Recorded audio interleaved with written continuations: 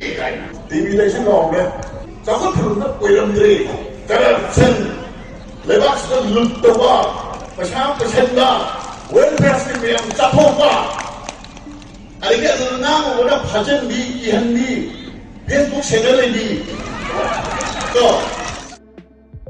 apani BJP ni yang to na haidol bali ibo begin hमारी शासन बदी अखोई चही मंगाने खेले कायना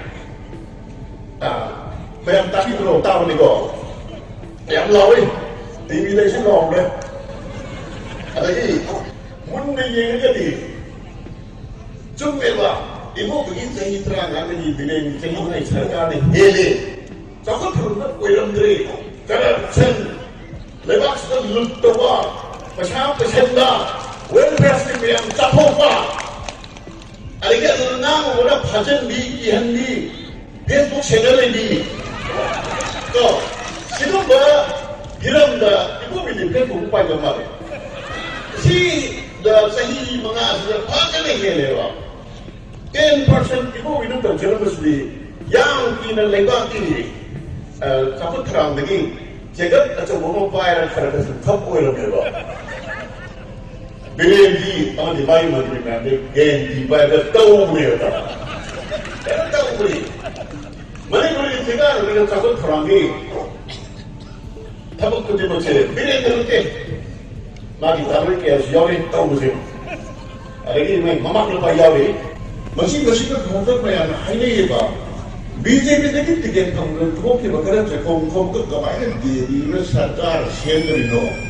Mo na kage karo tara ama tara mo try कर BJP का मखो मोनो 40+ लावे को पे कांग्रेस ने लावे जीजी ने कमाई सरकार से बोले बात का कार में मतुंगा मिनिस्टर बनेंगे नेबा पाई मसली का कोई ताकि रिपोर्टिंग में पोंगा चिंगना को देख देना बा आई वाई को खाइचे गए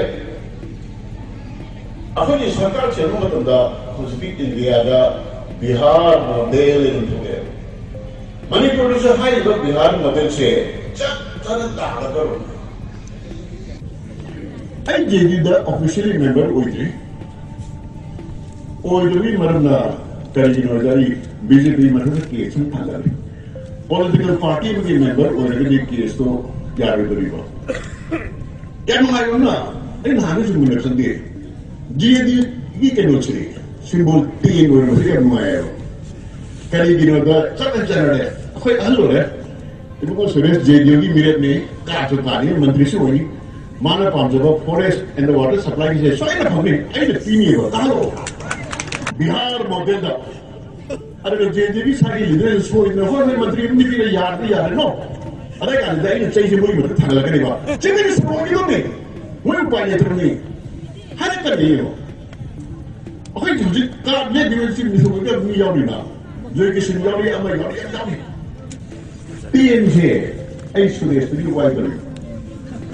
Ada nakali plastik cawa parti muhafaga lain kali ada thabal namje, thabal sering kode dari je.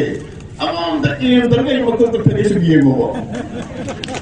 Aisy masih boleh, ini nak cakap boleh, ini nak panggam ni, macam jangmi ya.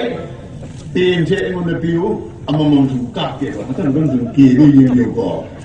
Cho nên ta United, ta ra được trong một cái cái gì sát ra những tổ chức thật chất gì có, anh được bằng hai chân nữa kia, anh tôi bây giờ dùng này có bỏ cái nào, bỏ cái tầm này quá đi mà chẳng được cái gì.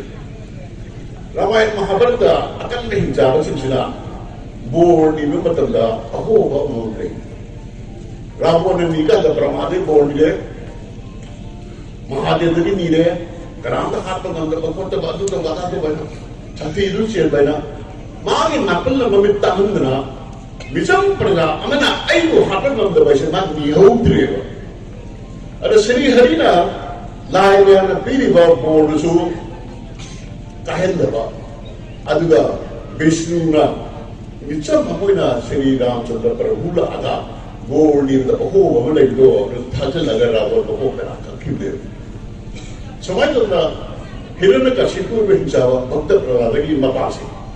Maksud bosan ni lah kalau yang sini ada magi lain yang hamba bosu kahen de narasin dewa mi sunat ba sa sunat ba ma ha pasu min sunat ba na sunat ba sandhya da Sri Hari no kolakwa narasin dewa gi tampa da no ni pelo bom segar arti semai ko bra macam ni siapa ini nak beri bukti sudah napal sati nak kau mana nak napal kuah mana polis ki BJP ko orang mau bi ki makong pula salam tapi ada nak buat ki apa ni makin orang ka bhajana nang dah makong pula salam dah cuma iya kaya lagi sahih mengagi bagi platform sego 10 kilo ani hura lo bagi thabuk tak Ari tu ni hai tu ke, ari Konak Sharma hai le na wah jali,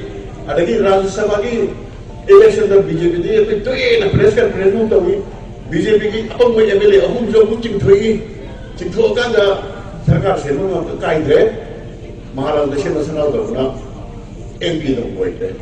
Ari ni mo chu tak re phane da in kali kala da bulu so da Konak Sharma hai le na chale mo thi na. Ate Aduh, coba kalau ini semua juga, ikai itu sih kami masa individu lagi, coba, masa dia mencari dengan kilo, ini cuma kami, bayang nak hendak ni mai bukti orang pernah mula saya hero, anak sudah, ada yang mencari di kerja, Puthorakhre berjata, ada suruh tahu dia, mana sih ramu gitu, mana magi efektif, unsur le, yang sih ni. Hampir di sini merunda, ukil jarang ni, asam jarang ni, magi dia menjadi show itu kan sebut tu uniform ada, magi income tax return semua jarang dia, main lebih jarang dia, Sri Wajah business qualification tu begitu, main lebih income pulang dah begini apa, Sri Joy Kumar dia ada tentang mayam kowe, pasal cerita kaya Sindok kaya Kari mama nak kara so, kari mana uli boksi, MLA ni tapi kian tu, uli ni mungsewa. Atau tidak hor ke ini, pura hor cak kerja nopo. Mari thangan na hek ni jom nama garden tak zero so. Ini thanjam history dengan hairan dia. Manipur police ki BJP retire terpedak. Apalagi farewell party tahu kena Puthorakhre percaya, jadi kemarin tadi si barang dia kali ini ada BJP वो betul ऐसे तो नहीं दबा extension की अंदर भी ngasih ya kini hanya kini lagi dah banyak kada nongal kada anu BJP itu hapok kibene magi asase वो एक तो नहीं दबा aduh IPS officer BJP वो memagi history dah farewell party Bewar rumah polis di Bengal kubu kota, amat terang Puthorakhre percaya, mana ni, apa mana? Apa yang saya parti koli perempuan, kerapan, lakukan saya na, I want the BJP, amat pun gaya sih, I know hajar orang sini mesti ada tangan dia.